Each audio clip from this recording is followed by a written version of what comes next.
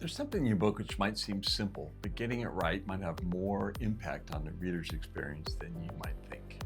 And we're talking about your characters' names. Welcome back to Coffee with the Authors. I'm Mark Parsons. This is Wendelin Van Draanen.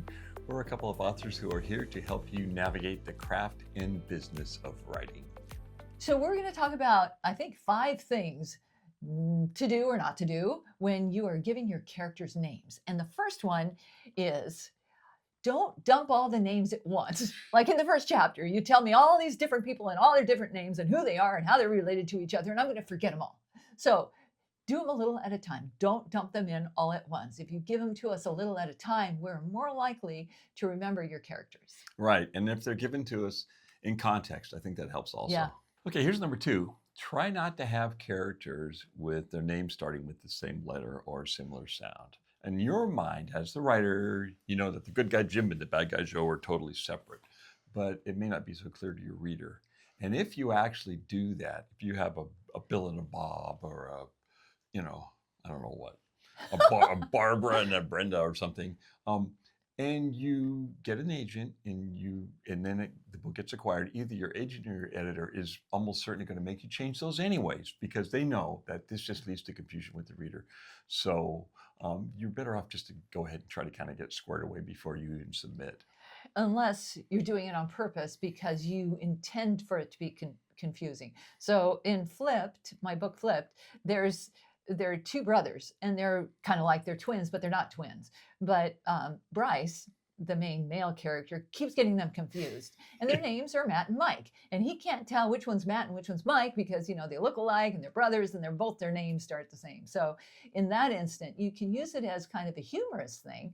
But if intentionality matters, make sure that you are intentional about keeping your characters separated to help your reader keep them separated as well.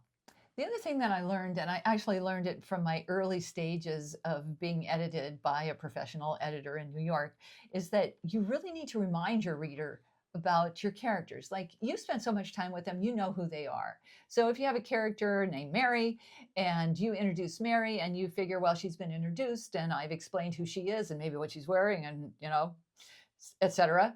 But later on in the story, you want to give a little clue as to who it is. You want to say, like, my best friend Mary, if that's your main character's best friend, so that you remind us. And that's what my editor would do. She would circle something back in the pen and paper days, and she would then say, remind us. And it was a really good education for me to realize that just because I knew these characters really well didn't mean that a first-time reader was going to be able to connect to them to the degree that I was expecting them to without a reminder. That's a really good point, because I think one of the main things that can pop up with writing as far as communicating to readers is the fact that we know the story kind of too well. We know it so well that we think the reader knows it as well as we do, and there's no way that they do. Yeah.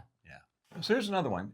Try not to give your characters multiple names. I've actually seen this quite a lot, where a character has a name and then has a nickname and then maybe has a stage name or something, and this can kind of be confusing, and you end up flipping back and forth trying to figure out who is who.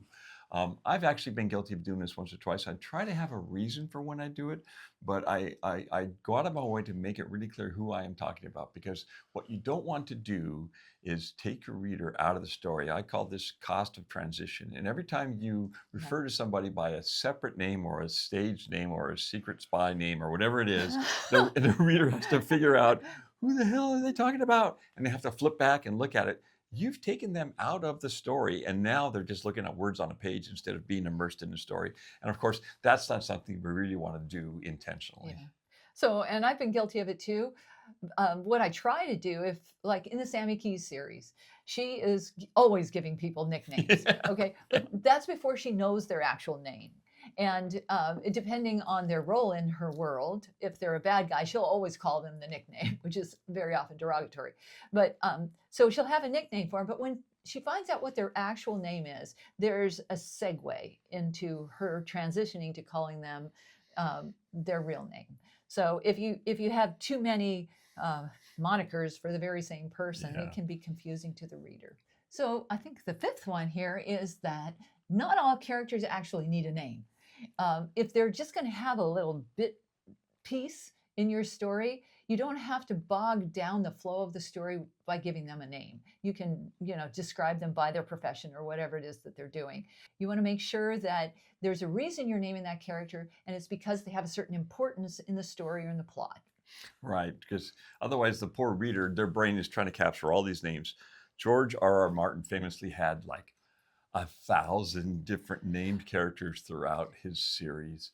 And he actually had a full-time dude that basically just took care of this and tracked them to make sure we don't have those full-time guys who are going to, and we don't want our readers to kind of get lost again, because that can throw you out of the story. So you want to, there's no magic number or anything. I'm not saying have a dozen named characters or whatever. It's whatever works for the story. But like Wendelin said, not everybody who actually does something in the story needs a name if we're not going to ever see them again. Okay, and here's a little bonus one for you. For those of you who are writing science fiction or fantasy or any other kind of speculative fiction, is we tend to try to sometimes give characters in our science fiction or fantasy novels these long, unpronounceable 7-syllable names. And I kind of understand why we don't want to have some kind of science fiction novel that takes place 1,000 years from now on a different planet and name our characters Justin and Heather or something like that. But the unpronounceable, long-winded name, the reader kind of just glosses over it and think, oh, that guy whose weird name starts with a V or something.